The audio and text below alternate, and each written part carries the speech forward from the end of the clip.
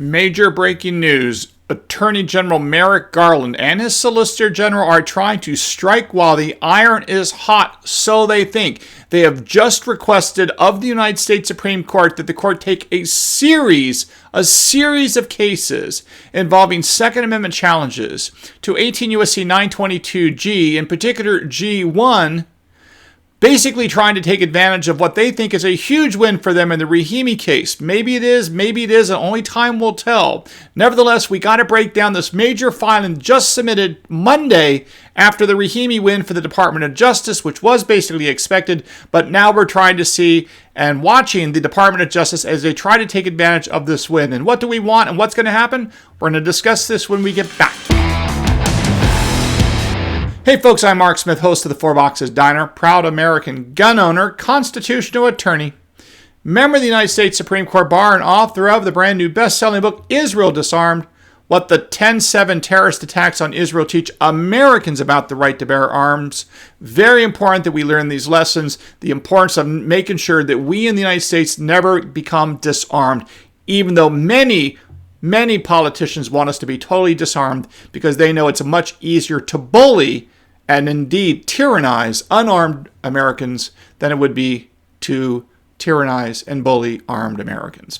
Major breaking news. The United States Department of Justice has just filed a supplemental brief for the federal parties. I'll try to put a link to it down below, asking the United States Supreme Court to take a number of cases that are up on cert petitions but have not been granted yet, to ask the court to flesh out the meaning of 922G1 and what the Rahimi decision means for it. Specifically, Merrick Garland wants to flood the zone, meaning to take up all the air, all the oxygen in the room involving Second Amendment challenges, and basically play on his playing field. And what I mean by that is they want the U.S. Supreme Court to hear another 922 prohibited person case, which undeniably is important.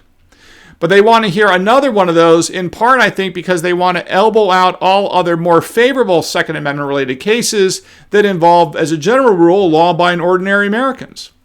Because specifically, if you look at the cases that the Department of Justice wants the court to now take dealing with the meaning of the Second Amendment and the Bruin methodology as applied to prohibited persons, as you know, prohibited people are defined by a federal gun control statute, 18 U.S.C. 922G, whole list of them. And they want a series of cases involving 922G1, which is the felon in possession law. What's shocking is that the Department of Justice says that 12% of all federal criminal cases involve 922G1 violations, which says that if you're a convicted felon as defined by federal law, which means that you've been convicted of a crime where you could have been sentenced to more than 1 year in prison, even if you never spent a day in prison or jail, you lose your gun rights for life. Now, what Merrick Garland and the Department of Justice are trying to do here is they have a whole series of cases involving different categories. They've got some cases involving those that were initially convicted of trafficking drugs with guns. They have some that are nonviolent felons, like the Brian Range case, where he's never done anything wrong violently in any respect. They've got some cases where the underlying crimes allegedly were murder, manslaughter, armed robbery, carjacking. And then they also have some involving nonviolent possession of drugs. So basically what Merrick Garland wants to do is they want the Supreme Court to grant cert, so they say in the submission, to 4 or 5 of these cases so that the U.S. Supreme Court can take the Rahimi and Bruin precedents and apply them as to what constitutes someone that can be prohibited under federal law and what constitutes someone who cannot be prohibited under federal law for having guns either temporarily or permanently. Now, here is what the Department of Justice is trying to get at specifically. There's a series of things they want to do. Number one is they want to strike while the iron is hot because they just won the Rahimi case, which was expected. And again, if you look at the facts of Rahimi, there was no alternative. He was definitely going to lose. There was no way we could win that, whether we like it or not. And that is exactly why Merrick Garland pushed to the front ahead of all other things this particular case of Rahimi because he thought this is the way to destroy Bruin. Now, on the good news front, he utterly failed to destroy the Bruin methodology, which is fantastic news, and we'll see how that plays out, but I think it will be very favorable to us. So he didn't get his ultimate win, But he did get a minor win in the sense that he won technically the case where Mr. Rahimi, who was undeniably deemed and found to be in a judicial finding a credible threat to violence or to engage in violence against others, there's no dispute that given that record, it was undisputed. Obviously, the guy was a terrible guy based on that record. But Merrick Garland thinks that the trend is his friend. The trend is his friend. So now he wants the court to take on more 922G1 cases involving, among others, many unsavory characters, because he knows it's very difficult for the Supreme Court to rule in favor of unsavory characters. It's a lot easier for them to rule in favor of like Dick Heller in the Heller case, or Otis McDonald in the McDonald case, or of course the plaintiffs in the Nysurpa versus Bruin case, because those are ordinary Americans who we all relate to. They're not criminals, there's no criminal record, there's no violence, and so on and so on. But when you're dealing with 18 U.S.C. 922 prohibited people, you're inevitably dealing with people that have been convicted of crimes in some way or have misbehaved in some way in the past. So I think just as a public perception-wise, and I'm not saying that you should be considering this as a Supreme Court justice, but we have to be realistic about how some of this gets played out when people have to make choices. The reality is it's a lot easier to rule in favor of constitutional rights of people that are sympathetic plaintiffs than to rule in favor of people that are unsympathetic plaintiffs or unsympathetic criminal defendants. That's just the human nature of the whole process, whether we like it or not, right? I can tell you that shouldn't matter, and it shouldn't matter, but the reality is sometimes it can matter with certain people. Now, with that said, what does Merrick Garland really want? What he's specifically, and he's flagged this in the submission, let me tell you what he wants and what we want. He specifically raises the concerns that it's not appropriate, this is where I think they're going to go, it's not appropriate to make a felony by felony, crime by crime, person by person determination as to whether or not you're actually dangerous. What they want to be able to do is to have Congress just wave a magic wand, pass a law that says everyone that wears a red MAGA hat, it can be disarmed or something along that lines. I know that's an extreme example, but that's what they really want. They want to be able to let Congress or legislators make these determinations of who's dangerous and who's not. But that's not how the judicial system is supposed to work in America. It's supposed to be, what about your individual case? And they don't want that. They want the legislature to be able to wave a magic wand and basically prevent a whole swath of American people from being able to have guns. And the right answer, of course, is it should be an individualized determination. Has this individual done something where he should be put in prison? Has he done something that means he's Hannibal Lecter or needs to go to a mental institution, whether he wants to or not, because of whatever the record shows after a hearing and due process? Is this person an actual threat to society based on the record that's presented with trials, witnesses, experts, and documentary evidence, and so on, like any other case? The Department of Justice does not want those individualized determinations because A, it's harder for them to do, and the truth is if you start doing individualized determinations, it's much harder to disarm large percentages of the American population. So that is exactly where they're trying to do. They want the Supreme Court to say that it's okay for Congress to just basically pass a law and disarm whole groups of people and not have these individualized determinations, which is why the Department of Justice in this brief specifically uses phrases like it's not appropriate for felony by felony, person by person determination as to who can have guns and who cannot. And of course, that's exactly how the American system is. It's all about individualized determinations. If you've done something that gets you in trouble, well, that's on you, right? That's your fault. If you do something that's good, well, that's on you too. You get the rewards. But again, if you screw up and violate the law and commit mistakes or whatever, well, you kind of have to pay the price. That's the American way of life. But of course, that's not what the Department of Justice under Merrick Garland and Joe Biden want. Now, what's going to happen in light of Rahimi? Well, here's the reality of it. Rahimi was actually very hopeful for as-applied challenges to nonviolent felons. Keep in mind that, again, I don't think we're going to be able to win that 18 U.S.C. 922 G1, which is the felon in possession statute, on its face is unconstitutional. What that means, again, is that if a law can theoretically be constitutional in some instances, it is not facially unconstitutional. A law that is facially unconstitutional means it can never be constitutional in any circumstance.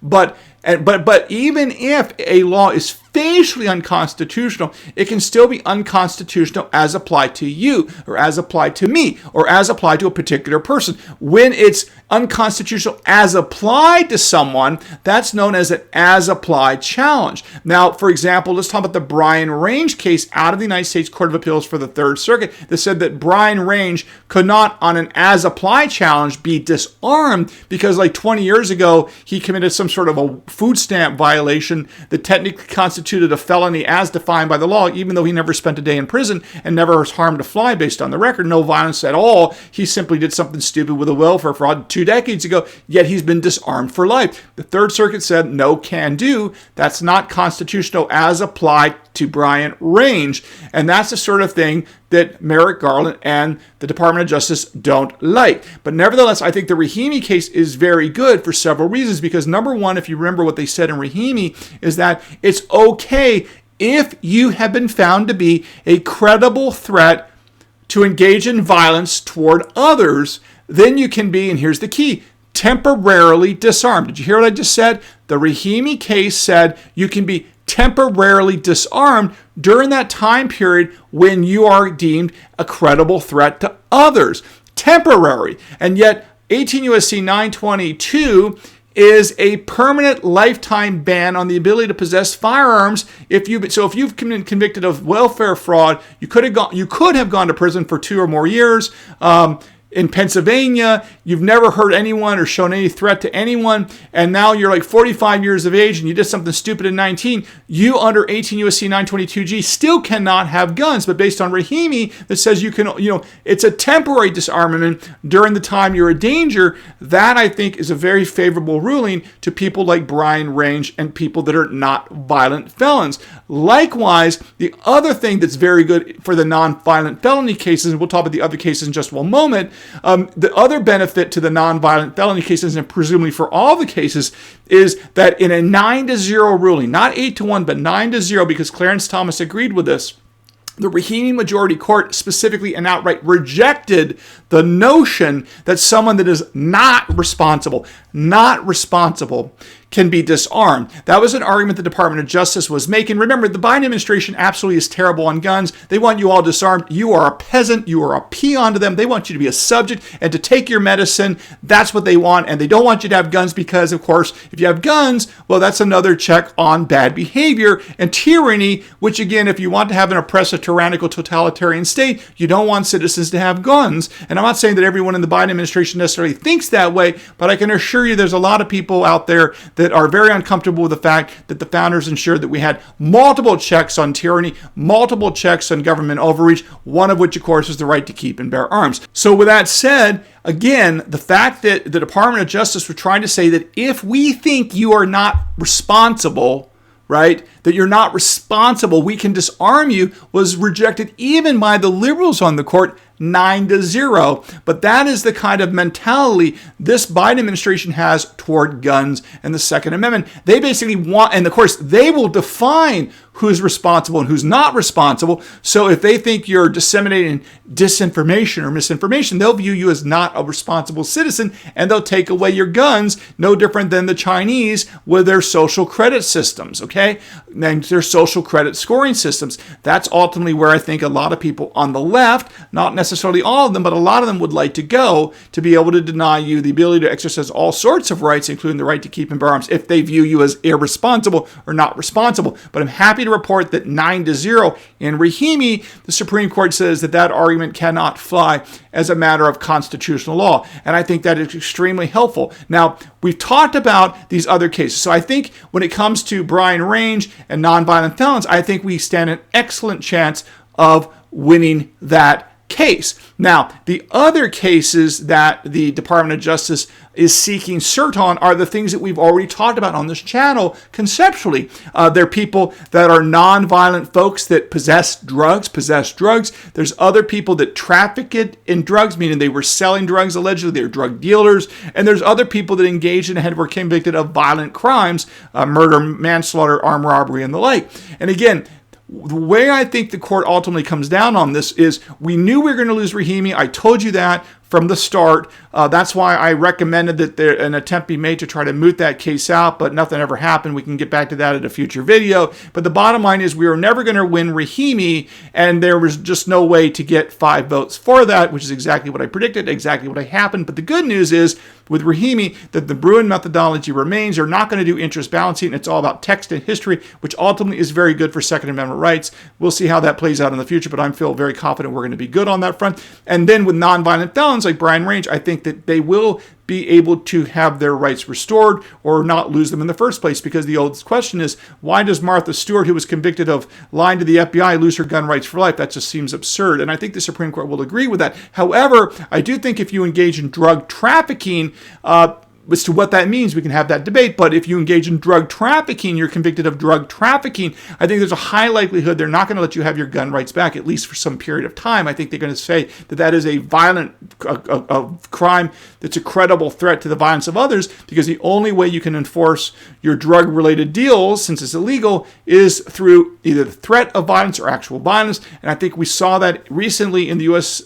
Supreme Court's decision in the United States versus Brown that talked about how drug dealing gives rise to violence. So I think that's where drug dealers will wind up. Obviously, if somebody's been convicted of murder or rape, that's going to be a problem because those are actual violent crimes. I think drug trafficking will be viewed as a violent crime on that spectrum. I think mere drug possession is a much closer call. I don't think the Supreme Court is particularly sympathetic to drug users, so that's probably a negative against someone that's been convicted of mere drug possession. But on the other hand, all of this stuff I've just described, all these different cases, including murder, manslaughter, drug trafficking, drug use, and welfare fraud, it doesn't matter. There's two critical things you have to pay attention to in Rahimi, in addition to the responsible issue. I mean, if you're not responsible, that's not enough to lose your gun rights. The other critical thing is the word temporary, because what they really focused on in Rahimi, and this is why it was such a narrow ruling, which not only do you have to be found to be a credible threat of violence to a third party, it also, that means you can be disarmed, ready? Temporarily. Keep saying that, temporarily. That's what the Rahimi court held. It didn't say that Mr. Rahimi could be disarmed for the rest of his life because he was subject to the restraining order. It's that he could be disarmed temporarily. Now, all of 18 U.S.C. 922 G1 is a lifetime permanent ban. That is the furthest thing you can come up with from the word temporary. So all of this stuff will be very interesting if somebody has convicted of a crime at one point, but then, of course, years later, they behaved. Well, their rights should be restored and or they should not be taken away for life, because, again, the Rahimi holding is very focused on a temporary disarmament provision, or a temporary disarmament remedy is constitutional in that particular circumstance where you have found to be a credible threat of violence, which Mr. Rahimi, given that crazy record, undeniably was. So anyway, we will see what happens here. I don't know what the Second Amendment lawyers are going to say about all this. We'll find out when they file their brief at some point, presumably this week or so. But the Department of Justice is trying to strike while the iron is hot. The one thing I don't like, so let me step back for a moment and just say two things generally. Clarence Thomas just turned 76 years of age. Did you hear what I just said? Clarence Thomas just turned 76 years of age.